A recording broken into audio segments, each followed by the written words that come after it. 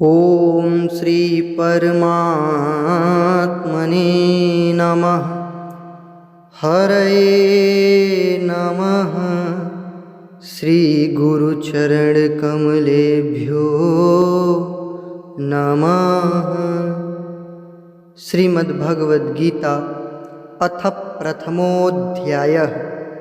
श्लोक संख्या 1।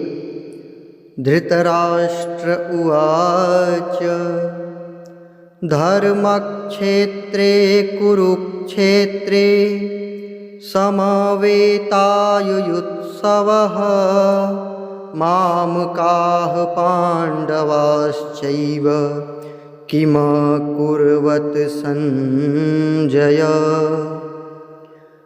धर्मक्षेत्रे कुरुक्षेत्रे समवेतायुयुत्सवः मामकाः पाण्डवाश्चैव किमकुर्वत सञ्जय।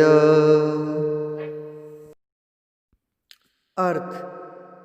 धृतराष्ट्र बोले, हे संजय, धर्मभूमि कुरुक्षेत्र में एकत्रित युद्ध की इच्छा वाले मेरे और पांडु के पुत्रों ने क्या किया।